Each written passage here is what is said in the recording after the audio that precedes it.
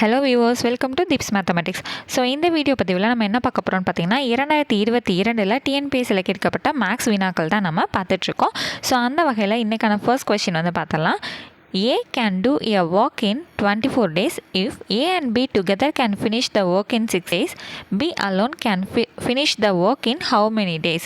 So தமிழில் வந்து பார்த்துருங்க. ஏ என்பவர் ஒரு வேலையை 24 நாட்களில் முடிப்பார். ஏ மற்றும் பி ஆகியோர் ஒன்றாக இணைந்து ஒரு வேலையை 6 நாட்களில் முடிப்பார் எனில் பி என்பவர் தனியே அந்த வேலையை எத்தனை நாட்களில் முடிப்பார்? ஏங்கிறவர் வந்து 24 நாளில் ஒரு வேலையை முடிச்சிடுறாருங்க. ஏவும் பியும் சேர்ந்து 6 நாளில் முடிக்கிறாங்க. அப்போ பி மட்டும் எவ்வளோ நாளில் அந்த வேலையை முடிப்பாருங்கிறதான் நமக்கான கேள்வி. இந்த ஈக்குவேஷன் இப்போ நம்ம எப்படி ஃப்ரேம் பண்ணணும் அப்படின்னு பார்த்தீங்கன்னா, பேசிக்காக டைம் அண்ட் ஒர்க்குன்னு வந்துட்டாலே நம்ம 1//ன்றது தான் எடுப்போம். ஓகேங்களா? சரி, இப்போது ஏவும் பியும் இணைந்து ஒரு வேலையை 6 நாட்களில் முடிக்கிறாங்க. அப்படிங்கிறப்ப ஏ வந்து 24 தனியாக முடித்தாங்கங்கிறது நமக்கு தெரியும். அதனால் அதுக்கு பதிலாக 1/24ன்னு பிரதிட்டுக்கோங்க. அடுத்தது பியோட மதிப்பு நமக்கு தெரியாது, அதனால் எக்ஸ்ன்னு வச்சுக்கோம். இணைந்து 6 நாளில் முடிச்சிருக்காங்க, அதனால் 1/6. ஓகேங்களா?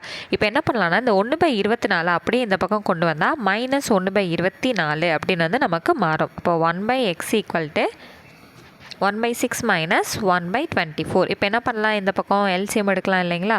அப்போ 4ஆல் மேலேயும் கீழேயும் பெருக்கணும் அப்படின்னா, ஏன்னா 24 கீழே நமக்கு வரணும், அதனால் 4ஆல் பெருக்கிறோம். ஓகேவா? அப்போது கீழே ஒரு 24 வந்துடும், மேலே 4 - 1 வந்து சேர்ந்துக்கும். அப்போ 3/24 அப்படிங்கிறது நமக்கு கிடைக்குமா? சரி, இப்போ இது 1 3 is 3, 8 3s are 24. அப்போ நமக்கு என்ன கிடைக்கும்? 1/8 அப்படிங்கிறது கிடைக்குது. அதாவது எந்ததுக்கான வேல்யூன்னு பார்த்தீங்கன்னா 1/x = 1/8ன்னு கிடைக்கும். அந்த எக்ஸுங்கிறவர் யார்? பி அப்படிங்கிறது பார்த்துருந்தோம் இல்லைங்களா? அப்போது பிங்கிறது 1/xன்னு எடுத்திருந்தோம். அப்போ எக்ஸ் மட்டும் வேணும்னு என்ன பண்ணுவோம், இப்படி வந்து மாற்றி எழுதிக்கிட்டிங்கன்னா x = 8ன்னு வந்துடுமா? அப்போ எத்தனை நாட்களுங்க? பீன்றவர் வந்து 8 நாளில் அந்த வேலையை வந்து முடிச்சிருக்காரு. பொதுவாக டைம் அண்ட் ஒர்க்குன்னு வந்துட்டாலே கொடுத்துருக்கக்கூடிய மதிப்பாக 1/1 தான் நம்ம எடுப்போம். ஆன்சர் கிடைக்கும்போது அந்த டிவிஷன்லேருந்து நியூமரேட்டருக்கு மாற்றிட்டு அதுதான் ஆன்சர் அப்படிங்கிறத சொல்லிடுவோம். சரி, ஓகேங்க. இதே 2/3 இருந்துச்சுன்னா என்னங்க சொல்லுவீங்கன்னா 3/2 தான் மாற்றி சொல்லணும். ஓகேங்களா? ஸோ இதுதான் இதோட ப்ரொசீஜர். ஸோ அடுத்தது இன்றைக்கான 2வது கேள்வி என்னன்றதை பார்த்துருவோம். ஸோ கொஷின் வந்து பார்த்துருங்க. X, Y and Z can do a piece of job in 4, 6 and 10 days respectively. If X, Y and Z work together to complete, then find their separate shares if they will be paid 31,000 for completing the job. அப்படியே தமிழில் பார்த்துருங்க. X, Y மற்றும் Z ஆகியோர் ஒரு வேலையை முறையே 4, 6 மற்றும் 10 நாட்களில் முடிப்பர். X, Y மற்றும் Z ஆகிய மூவரும் சேர்ந்து அந்த வேலையை முடித்தால் அவர்களுக்கு 31,000 வழங்கப்படும் எனில் அவர்கள் தனித்தனியே பெறும் பங்குகளை காண்க.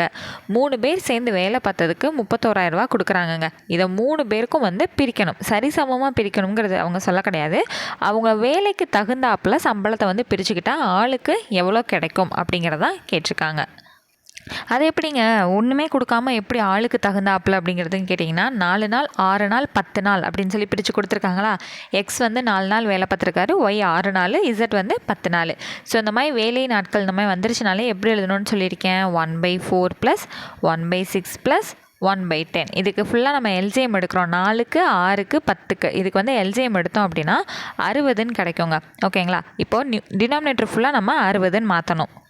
அப்போ இங்கே இருக்கக்கூடிய 4 எதால் பெருக்குனா 60 வரும்னு பார்த்தீங்கன்னா 15ஆல் பெருக்கணும். அப்போ கீழேயும் 15 மேலேயும் 15னா 15ன்னு டேரெக்டாக மேலே எழுதிடலாம், கீழே ஒரு 60 மட்டும் போட்டுக்கலாம். இங்கே பார்த்தீங்கன்னா 10ஆல் பெருக்கணும், அப்போ மேலே 10. இங்கே பார்த்தீங்கன்னா 6ஆல் பெருக்கணும், அப்போ 6. ஓகேங்களா?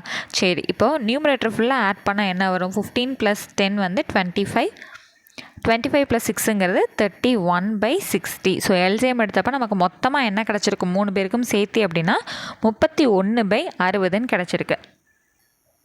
ஸோ ஓவராலாக வேலை வந்து எவ்வளவுன்னு பார்த்தீங்கன்னா 31. சரிங்களா? சரி, ஓகே, இது இருக்கட்டும். 60 வந்து இப்போ நமக்கு கணக்கு கிடையாதுங்க. ஒட்டுமொத்த வேலை என்ன அப்படிங்கிறது நமக்கு 31 அப்படிங்கிறது நமக்கு தெரிஞ்சிருச்சு. இப்போ அதை வச்சு தான் ஒவ்வொருத்தருக்கான சேலரி என்ன அப்படிங்கிறத நம்ம டிசைட் பண்ண போகிறோம். இப்போ எக்ஸ் வந்து எடுத்துக்காங்க. எக்ஸ் = நமக்கு எக்ஸோட நியூமரேட்டர் வந்து என்ன கிடச்சிச்சு? 15 நாட்கள்னு கிடச்சிச்சா? எக்ஸுக்கு வந்து நியூமரேட்டர் நம்ம என்ன எடுத்தோம்? 15 எடுத்தோம். அதாவது 1/4ன்னு இருந்துச்சு. இது 60ஆக மாற்றுறதுக்காக 15ஆல் மேலேயும் கீழேயும் பெருக்கணுமா? அப்போ 15 நாட்கள்னு கிடச்சிது. அடுத்து 10ஆல் பெருக்கணும். ஒய்க்கு 10 நாள் கிடச்சிது. இசட்டுக்கு 6 நாள்னு கிடச்சிது. அதை தான் எடுக்க போகிறோம். அப்போ எக்ஸுக்கு வந்து மேலே 15 நாள், கீழே வந்து மொத்தமாக 3 பேர் சேர்ந்து எவ்வளோ கிடச்சிது 31 கிடச்சிதா இன்ட்டு சம்பளம் எவ்வளவு 31,000 ஓகேங்களா. இது 131 இஸ் 31, இது 1031 சார் 31,000 வந்துடும். இப்போ 15 இன்ட்டு 1000ங்கிறது எவ்வளோ வரும் 15,000. அப்போ எக்ஸோட மதிப்பு எவ்வளோங்க வந்திருக்கு 15,000 ரூபாய் எக்ஸுக்கு வந்து சேலரி வந்திருக்கணும். சரி, இப்போ அப்படியே ஆப்ஷனில் பார்த்தீங்கன்னா எக்ஸுக்கு 15,000 அப்படிங்கிறது இந்த ஒரு இடத்துல மட்டும்தான் இருக்கும், மற்றதெல்லாம் மாற்றி மாற்றி இருக்கா. அப்போ இதுதான் ஆப்ஷனுங்கிறத டிக் பண்ணிடலாம். இருந்தாலும் மற்றதையும் நான் உங்களுக்கு சொல்லிடுறேன் ஓகேவா. ஸோ ஃபஸ்ட்டு பார்த்தப்ப என்ன நினச்சிருப்பீங்க, எக்ஸு வந்து 4 நாள், ஒய் 6 நாள், இசட் வந்து 10 நாள், இவர் தான் அதிகமாக வந்து வேலை பார்த்துருக்காரு, அப்போ இவருக்கு தான் வந்து அதிக சம்பளம் வரும் அப்படிங்கிற மாதிரி நினச்சிருப்பீங்க இல்லையா. ஆனால் எக்ஸுக்கு தான் அதிகமாக வந்திருக்கு ஓகேவா. அடுத்து வந்து ஒய்யோட வேல்யூ 10, மொத்த வேல்யூ 31, இங்கே 31,000, இங்கே என்ன தான் வரும் 131, இங்கே வந்து 1000 வரும். அப்போ 10 இன்ட்டு 1000 எவ்வளோ கிடைக்குது 10,000. அப்போ ஒய்யோட சேலரி வந்து 10,000 ரூபாய். சரி, அது மொத்தம் 31,000த்தில் எக்ஸுக்கு வந்து 15,000 வந்துருச்சு, ஒய்க்கு வந்து 10,000 வந்துருச்சா. அப்போ 25,000 வந்துருச்சு. 31,000த்தில் 25,000 போச்சுன்னா மிச்சம் எவ்வளோ இருக்கும் 6,000. அந்த 6,000 தான் இசட்டோட சேலரி ஓகேங்களா. இதை வந்து உட்காந்து நம்ம ஒர்க் அவுட் பண்ணணும்லாம் அவசியம் இல்லை, இந்த பேசிஸில் நம்ம பிரிச்சிடலாம். ஸோ அப்போ எக்ஸோட வேல்யூ வந்து 15,000, ஒய்யோட வேல்யூ 10,000, இசட்டோட வேல்யூ 6,000. ஸோ பேசிக்காக டைம் அண்ட் ஒர்க் அப்படின்னு எடுத்தாலே இந்த 1/4, 1/6, ஸோ இந்த 1/10 இந்த கணக்கு வந்து உங்களுக்கு ஞாபகம் வந்துடுச்சு அப்படின்னாலே இதை முடிச்சிடலாம். அடுத்தது இன்னைக்கான தேர்ட் கொஸ்டின்.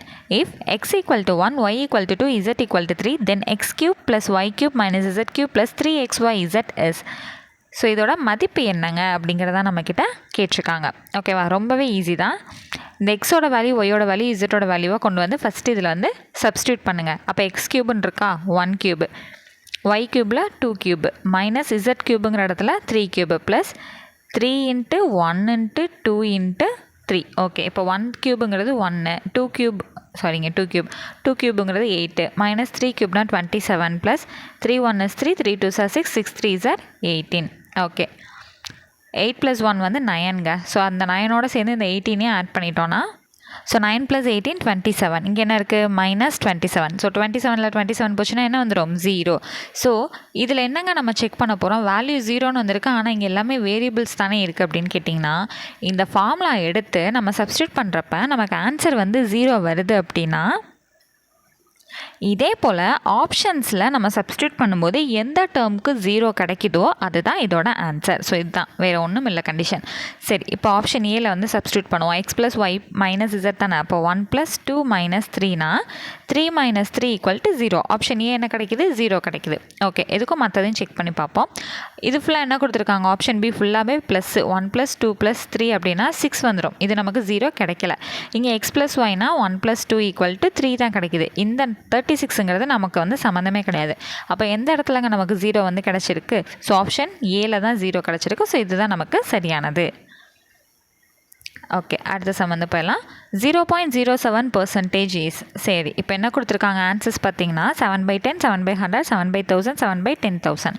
நமக்கு என்ன கொடுத்துருக்காங்க கொஷின் 0.07க்கான பர்சன்டேஜ் அப்படின்னா, பர்சன்டேஜ்லேருந்து நார்மலாக நம்பராக மாற்றணும்னா என்ன பண்ணுவோம், /100 தானே எடுப்போம். இப்போ என்ன ஆகும், நீங்கள் இதை கேன்சல் பண்ண வேணாம், அப்படியே நான் டெசிமல் முன்னாடி தள்ளுறேன்னு பார்த்தீங்கன்னா இன்னும் 2 டெசிமல் முன்னாடி போகும். ஆனால் நமக்கு எல்லாமே எப்படி கிடச்சிருக்கு, டிவிஷனில் கிடச்சிருக்கு. அப்போ என்ன பண்ணலான்னு பார்த்தீங்கன்னா, இந்த 2 டெசிமலை நீக்கணும்னா நம்ம 100ஆல் மல்டிபிள் பண்ணி 100ஆல் டிவைட் பண்ணால் அந்த 2 டெசிமல் போயிடுமா. இப்போ ஆன்சர் என்னங்க கிடைக்கும், இந்த 2 0க்கு இந்த 2 டெசிமல் கேன்சல் ஆகிட்டு 7 வரும். இங்கே 100 × 100ங்கிறது 4 0 சேர்ந்து 7/10,000 அப்படிங்கிறது நமக்கு கிடைக்கும். இதுதான் நம்மளோட சரியான ஆன்சர். ஆப்ஷன் டியில் இருக்கக்கூடிய 7/10,000 தான் ஃபைனல் ஆன்சர். ஸோ அடுத்த கொஷின் வந்து பார்த்தலாம். ஸோ இன்றைக்கான 5th கொஷின் இது. ஸோ கொஷின் பாருங்கள், 2 dice are thrown simultaneously, the probability of getting a doublet is. ஒரே நேரத்தில் 2 பகடைகளை உருட்டப்படுகின்றன, பகடையின் 2 முகங்களிலும் ஒரே எண்ணாக இருக்க நிகழ்தகவு. ஒன்றும் இல்லைங்க, இப்போ 2 டைஸையும் உருட்டுறீங்க, இங்கேயும் தாயம் விழுந்திருக்கணும், இங்கேயும் தாயம் விழுந்திருக்கணும். ஓகேவா, இதுதான் ஆக்சுவலாக வந்து ஒரு எக்ஸாம்பிள். ஓகேவா, சரி, இப்போ தாயம் மட்டும்தான் விழுகணுமா அப்படின்னு கேட்டிங்கன்னா அப்படி கிடையாது. அந்த பகடையில், அதாவது டைஸில் என்னென்ன நம்பர்ஸ் இருக்கும், 1 2 3 4 5 6 6 நம்பர் இருக்குமா. ஸோ அப்போ என்ன கிடச்சிருக்கணும், 1,1 2,2 3,3 4,4 5,5 6,6ன்னு சொல்லிட்டு இப்படி தான் கிடச்சிருக்கணும். இங்கே தாயம் விழுந்தால் அங்கேயும் தாயம் விழுந்திருக்கணும், இங்கே 2 விழுந்தால் அங்கேயும் 2 விழுகணும், இங்கே 5 விழுந்தால் அங்கேயும் 5 விழுந்திருக்கணும். ஸோ இந்த மாதிரி இருக்கக்கூடிய எல்லா நம்பர்ஸ்க்கும் கிடைக்கக்கூடிய நிகழ்தகவு என்ன, ஒரே எண்ணாக இருக்கக்கூடிய நிகழ்தகவு என்ன அப்படிங்கிறத நம்ம என்ன பண்ண போகிறோம், கண்டுபிடிக்க போகிறோம், ப்ராபபிலிட்டி கண்டுபிடிக்க போகிறோம். ஓகே, இப்போ நமக்கு அந்த டைஸ் உருட்டி விடுறோம் அப்படின்னா மொத்தம் எத்தனை பாசிபிலிட்டி இருக்கும், 36 பாசிபிலிட்டி. எப்படிங்க 36 பாசிபிலிட்டின்னு கேட்டிங்கன்னா, ஃபஸ்ட்டு வந்து ஒரு டைஸில் 1 கான்ஸ்டண்ட்டாக வச்சுக்கோங்க, இன்னொரு டைஸில் 1 விழுந்திருக்கலாம், இல்லைனா 2 விழுந்திருக்கலாம், இல்லைனா 3 விழுந்திருக்கலாம், இல்லைனா 4, இல்லைனா 5, இல்லைனா 6, எது வேணால் விழுந்திருக்கலாம். அதே போல் தான் 2,1 2,2 அப் டு 2,6 வரையும். அதே போல் 6,1 6,2 6,6 வரைக்கும் நம்ம சொல்லுவோம் இல்லையா. ஸோ சின்ன வயசுலேயே படிச்சிருப்பீங்க. நம்ம 10th படிக்கிற காலத்துலேருந்து இது எல்லாமே இருக்குது. ஸோ கண்டிப்பாக நிகழ்தகவு அப்படிங்கிறத எல்லாருமே படிச்சுட்டு தான் வந்திருப்போம் இல்லைங்களா. சரி, அப்போது அந்த மொத்தமாக எண்ணி பார்த்தீங்க அந்த செட்டுக்குள்ளே அப்படின்னா மொத்தம் 36 பாசிபிலிட்டி நமக்கு கிடச்சிருக்கும். சரி, ஓகே, இருக்கட்டும். இப்போ நமக்கு டபுளட், அதாவது ஒரே எண்ணாக இருக்கக்கூடிய நிகழ்தகவுக்கு வந்து எத்தனை நம்பர்ஸ் கிடைக்கும் அப்படின்னு பார்த்தீங்கன்னா, நான் சொன்ன மாதிரி தான் 1,1 2,2 3,3 4,4 5,5 6,6 எண்ணி பாருங்கள். 1 2 3 4 5 6 மொத்தம் எத்தனை பாசிபிலிட்டி இருக்குது, 6 பாசிபிலிட்டி தான் இருக்குது. அந்த 36 பாசிபிலிட்டியில் 6 தான் நமக்கு ஒரே மாதிரி கிடைக்கக்கூடிய வாய்ப்பு இருக்குது. அப்போ என்ன பண்ணணும்னு பார்த்தீங்கன்னா, n of a divided by n of s, அவ்வளோதான். n of aங்கிறது நமக்கு என்ன கிடச்சிது, 6. n of sங்கிறது மொத்த சாம்பிள் உள்ளே இருக்கக்கூடிய மொத்த எல்லாமே பார்த்திங்கன்னா 36, அவ்வளோதான். அப்போ இது ரெண்டையும் அடித்து கொடுத்திங்கன்னா 1/6. அப்போ எவ்வளோங்க பாசிபிலிட்டி கிடைக்குது, 1/6 தான். ஓகேவா. அந்த டினாமினேட்டரில் வரக்கூடிய 36ங்கிறது எப்போவுமே ஸ்டாண்டர்டான ஒரு விஷயம் தான், அது என்றைக்கும் மறந்துடாதீங்க. அடுத்து இன்றைக்கான 6th கொஸ்டின் என்னென்னு பார்த்துருவோம்.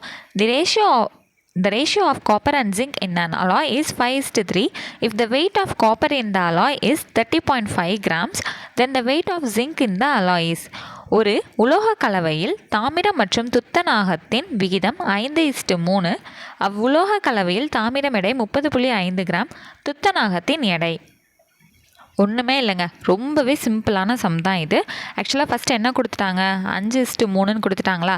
இந்த ரேஷியோவை எடுக்கணுன்னா நான் எப்படி எடுக்கணும்னு சொல்லி கொடுத்துருக்கேன். கூட ஒரு எக்ஸை சேர்த்து நம்ம வெளியே எடுத்துக்கலாம் அப்படின்னு சொல்லியிருக்கேன் இல்லையா. தனித்தனியாக பிரிச்சுக்கலாம். 5x, 3x அப்படின்னு சொல்லிட்டு நம்மளால் தனியாக பிரிச்சுக்க முடியும். சரி, 5x ஈக்குவல்ட்டு இந்த 5xக்கான வேல்யூ என்னங்க கொடுத்துருக்காங்க, அதாவது இந்த காப்பருக்கு ஒரு வேல்யூ கொடுத்துட்டாங்க, 30.5ன்னு வந்து கொடுத்துட்டாங்க. ஸோ அந்த 5x ஈக்குவல்ட்டு என்னது, 30.5. ஸோ இந்த x மட்டும் வேணும்னா என்ன பண்ணலாம், இந்த 5 இப்படி கீழே கொண்டு வரலாமா.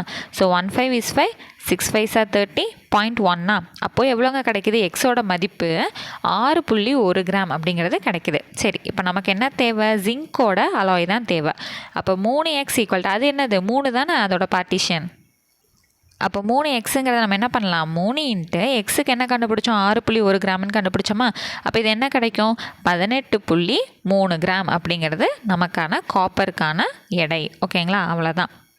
ஜிங்க் வந்து அவங்க ரேஷியோ, காப்பரோட ரேஷியோ வந்து என்ன கொடுத்துருந்தாங்க, 5ன்னு கொடுத்துருந்தாங்க. அதை 5xன்னு எடுத்துக்கிட்டு அதோட வேல்யூ எக்ஸ் வந்து தனியாக கண்டுபிடிச்சி எடுத்தோம். அதுலேருந்து நம்ம என்ன கண்டுபிடிச்சிட்டோம், ஜிங்குக்கான வேல்யூ வந்து நம்ம கண்டுபிடிச்சிட்டோம், 18.3 கிராம். இங்கே வந்து தவறாக வந்து கொடுத்துருக்காங்க. நமக்கு சரியான பதில் வந்து 18.3 கிராம் தான்.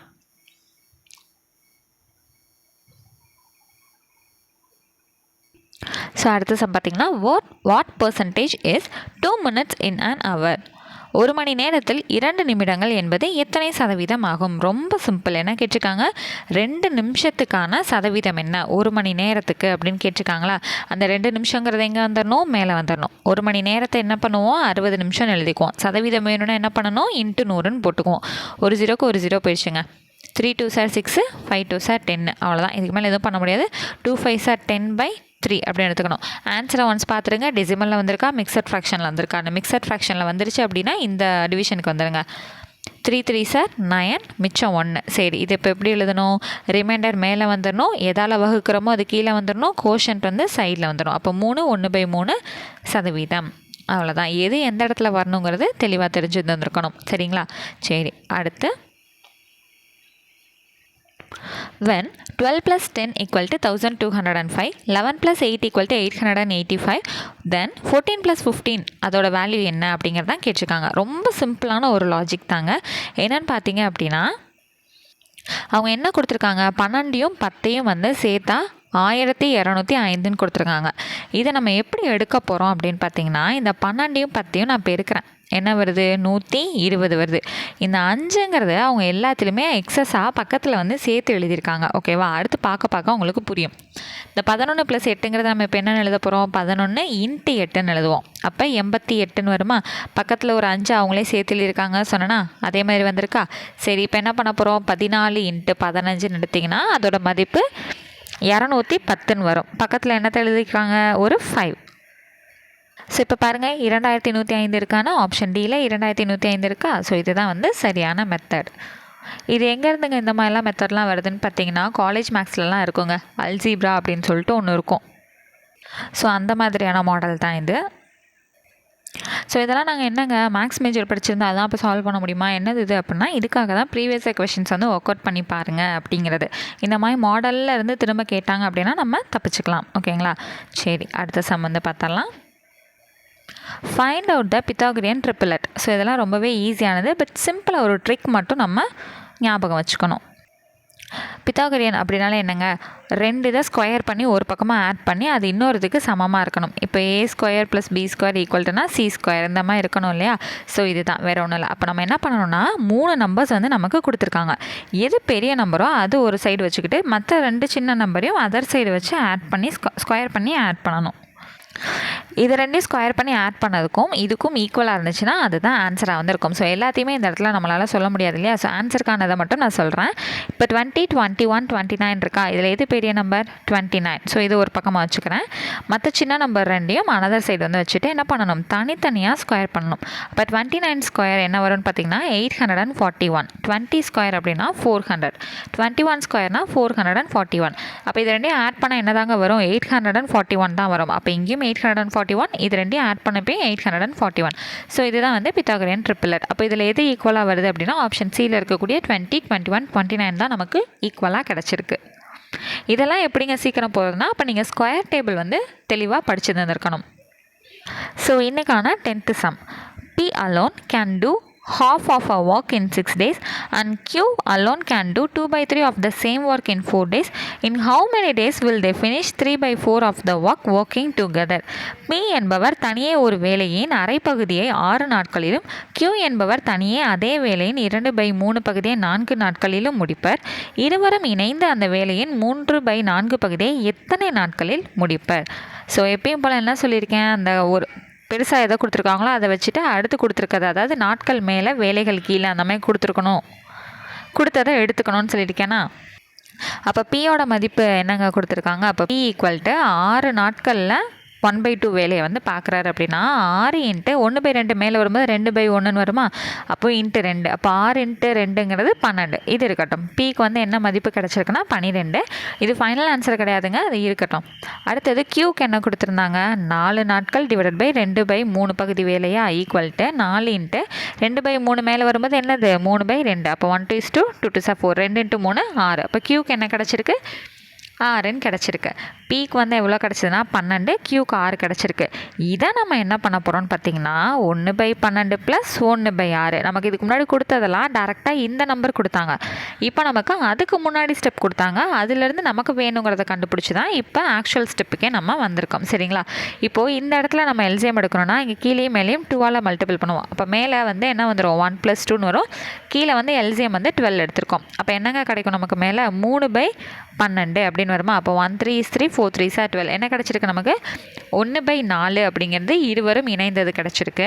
ஆக்சுவலாக அந்த 1/4 எப்படி எழுதுவோம், மேலே கொண்டு வந்துட்டு வெறும் 4 அப்படின்னு மட்டும் எழுதுவோம். இது நம்மளோட ஃபைனல் ஆன்சர் கிடையாது. அட என்னங்க நீங்கள் இது இல்லைன்னு சொல்லிட்டே இருக்கீங்கன்னு கேட்டிங்கன்னா, ஃபஸ்ட்டு இது 2ஐயும் கண்டுபிடிச்சக்கப்புறம் ஆக்சுவல் ஸ்டெப்பில் கொண்டு வந்து இவங்க 2 பேருக்கும் 4 நாட்கள்ங்கிறத பார்த்துட்டோம். இதிலேருந்து நம்மக்கிட்ட என்ன கேள்வி கேட்டிருக்காங்கன்னா 3/4 பகுதியை எத்தனை நாட்களில் முடிப்பர்னு ஒரு விஷயத்தை நம்மகிட்ட கேட்டிருக்காங்க இல்லையா. அப்போ அதுக்கு என்ன பண்ணணும்னா 3/4 × 4 அப்படின்னு போட்டிங்கன்னா, இப்போ தானே அந்த 4 கண்டுபிடிச்சிட்டு வந்தோம், இது ரெண்டும் கேன்சல் ஆயிடுச்சுன்னா ஃபைனல் ஆன்சர் வந்து நமக்கு 3. ஸோ ஃபஸ்ட்டு வந்து பியில் கொடுத்துருந்த டேட்டாவை வச்சு என்ன கண்டுபிடிச்சோம், 12 days அப்படிங்கிறத கண்டுபிடிச்சோம். டேஸோ வேலையோ அவரோட மதிப்பு வந்து 12ங்க. கியூவோட மதிப்பு என்னன்னு பார்த்தீங்கன்னா 6. இவங்க 2 பேரையும் சேர்த்து ப்ரொசீட் பண்ணப்போ நமக்கு 4 கிடச்சிதா. அந்த 4 அப்படிங்கிறத என்ன கொண்டு வந்து விட்டுருக்கணும், அவங்க கேட்ட 3/4 பகுதியில் கொண்டு வந்து அந்த 4 இதை விடும்போது கேன்சல் ஆகிட்டு மிச்சம் இருக்கக்கூடிய 3 நாள் அப்படிங்கிறது நமக்கு கிடச்சிருக்கும். ஃபஸ்ட்டு 12, அடுத்து 6, அது 2ஐயும் சேர்த்து ப்ரொசீட் பண்ணப்போ 4 நாள். அந்த 4 நாளை கொண்டு வந்து இவங்க கூட சேர்க்கும்போது 3 நாள் அப்படிங்கிறது நமக்கு கிடச்சிருக்கு. அவ்வளோதாங்க. 2022 அந்த மேக்ஸ் கொஷின்ஸில் வந்து இன்றைக்கான 10 சம் வந்து நம்ம சால்வ் பண்ணிட்டோம். ஸோ மொத்தமாக இது வரைக்கும் வந்து ஒரு 55 கொஷின் வந்து நம்ம ஒர்க் அவுட் பண்ணி முடிச்சிருக்கோம். ஸோ இது இல்லாமல் சைட் பை சைடாக வந்து 2011 2020 வரைக்கும் கேட்கப்பட்ட கேள்விகளில் சிம்பிளிஃபிகேஷன் டாபிக் ஓவராலாக நம்ம கம்ப்ளீட் பண்ணியாச்சுங்க. அதில் எத்தனை சம்ஸ் வந்து ரிப்பீட்டட் ஆகிட்டே இருந்துச்சு அப்படிங்கிற ஒரு விஷயத்தை நீங்கள் பார்த்தீங்கனாலே உங்களுக்கே தெரியும். அதே போல் எல்சிஎம் அண்ட் ஹெச்சிஎஃப்பும் சைட் பை சைட் நம்ம கொண்டு போயிட்டுருக்கோம். ஸோ அதுவும் வந்து இன்னொரு 2 or 3 கிளாஸஸில் வந்து ஓவராலாக வந்து கம்ப்ளீட் ஆகிடுங்க. ஸோ அந்த எல்சிஎம் அண்ட் ஹெச்சிஎஃப் முடிச்சதுக்கப்புறம் எந்த டாபிக் ஸ்டார்ட் பண்ணலாம் அப்படிங்கிற சஜஷன் கண்டிப்பாக கமெண்ட் செக்ஷனில் நீங்கள் தெரியப்படுத்துங்க.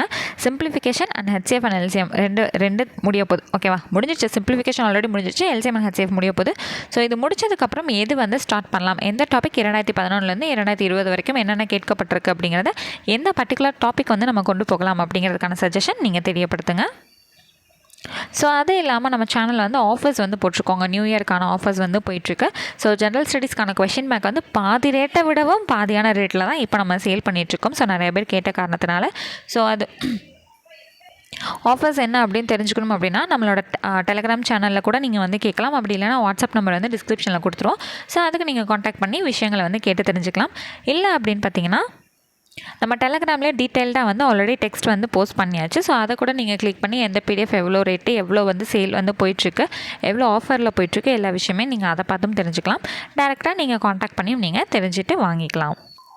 ஆஃபர்ஸ், ஸ்டடி மெட்டீரியலுக்கான ஆஃபர்ஸ் எல்லாமே நியூ இயர் டிசம்பர் 31 வரைக்கும் மட்டும்தான். ஸோ நல்லபடியாக யூஸ் பண்ணிக்கோங்க. நெக்ஸ்ட் கிளாஸில் மீட் பண்ணுறேன். தேங்க்யூ.